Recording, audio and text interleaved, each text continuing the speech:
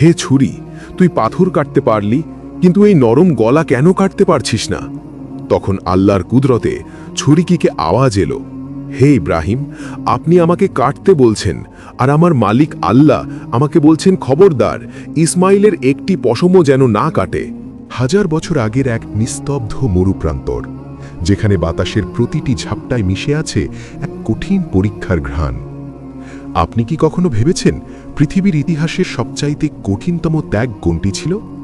একজন বৃদ্ধ পিতা, যার জীবনের শেষ বিকেলের একমাত্র সম্বল তার প্রাণপ্রিয় সন্তান, সেই সন্তানের গলায় যখন ধারালো ছুরি চালাতে হয়, তখন সেই পিতার হৃদয় ঠিক কী বয়ে গিয়েছিল?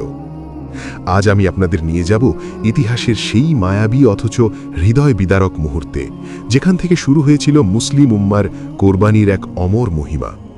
আজ সেই ত্যাগের কাহিনী শুনলে আপনার দু চোখ অশ্রুসিক্ত হতে বাধ্য হবে। সিরিয়ার এক শান্ত প্রান্তরে বসে আছেন আল্লাহর প্রিয় নবী হজরত ইব্রাহিম আলাইহিসসালাম। তার বয়স এখন প্রায় 87-88 বছর। মাথার চুল ধবধবে সাদা হয়ে গেছে, শরীরে বার্ধক্যের ছাপ, কিন্তু অন্তরে একটি হাহাকার, একটি সন্তানের অভাব। দিন যায়, রাত আসে, তিনি নিভৃতে আল্লাহর কাছে আরজি জানান, হে আমার রব, আমাকে একটি নেক সন্তান দান করুন।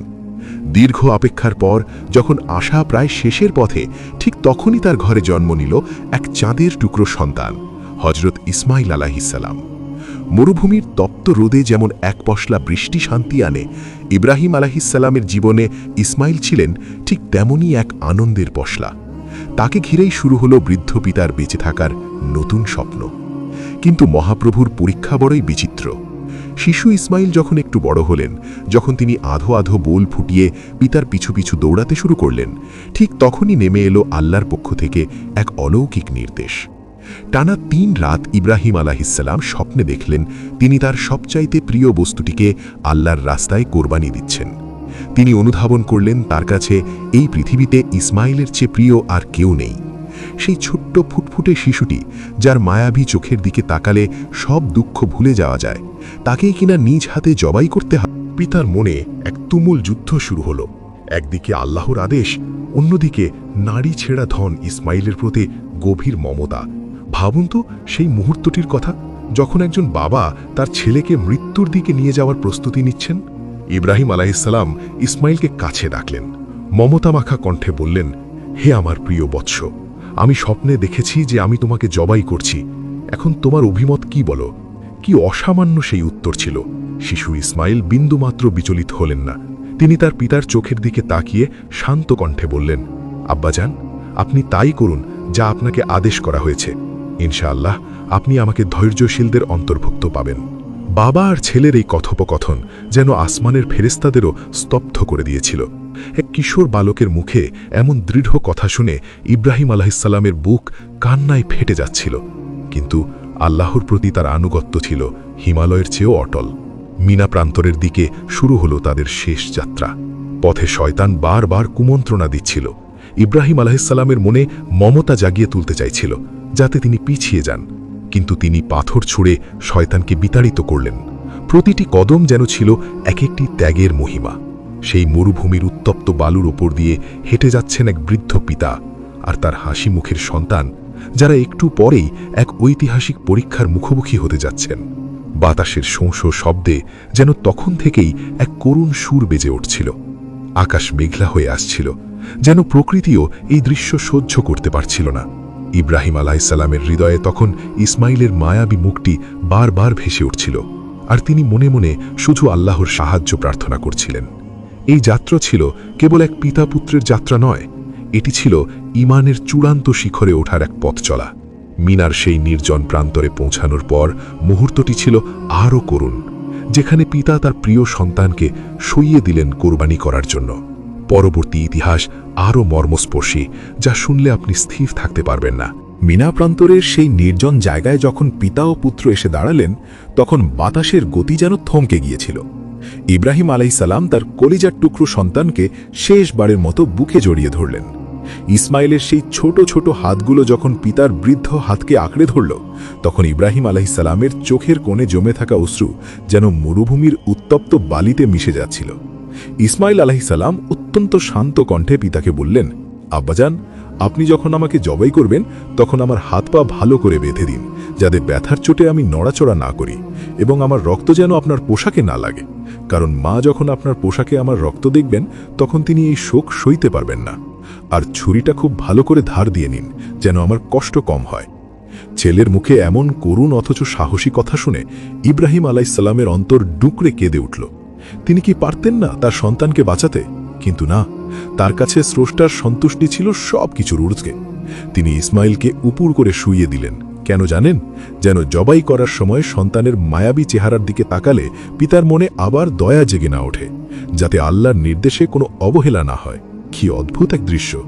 আসমানের সব ফেরেশতা তখন জান্নাত থেকে মুখ বাড়িয়ে এই দৃশ্য দেখছিলেন। তারা অবাক হয়ে ভাবছিলেন, হে আল্লাহ, একজন মানুষ তোমার জন্য কতটা ত্যাগ স্বীকার করতে পারে।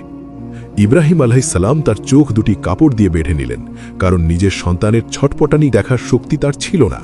তিনি ছুরি হাতে নিলেন, বিসমিল্লাহি আল্লাহু আকবার বলে ইসমাইলের কোমল গলায় ছুরি চালালেন। তিনি বারবার চেষ্টা করছেন, গলার চামড়ায় ছুরি ঘষছেন, কিন্তু একই ধারালো ছুরিটি বিন্দুমাত্র কাটছে না। আল্লাহর নির্দেশে পাথর কাটার ক্ষমতা রাখা সেই ছুরি আজ ইসমাইলের গলায় এসে মোমের মতো নরম হয়ে গেছে। ইব্রাহিম আলাইহিসসালাম দিশেহারা হয়ে পড়লেন। তিনি ভাবলেন হয়তো তার ত্যাগের মধ্যে কোনো ভুল ছিল। তিনি ক্ষোভে ছুরিটি একটি পাথরের ওপর মারলেন, আর সাথে সাথে সেই বিশাল পাথরটি দুই টুকরো হয়ে গেল। তিনি চিৎকার করে উঠলেন, হে ছুরি, তুই পাথর কাটতে পারলি, কিন্তু এই নরম গলা কেন কাটতে পারছিস না? তখন আল্লাহর কুদরতে ছুরিকিকে আওয়াজ এলো, হে ইব্রাহিম, আপনি আমাকে কাটতে বলছেন, আর আমার মালিক আল্লাহ আমাকে বলছেন খবরদার, ইসমাইলের একটি পশমও যেন না কাটে।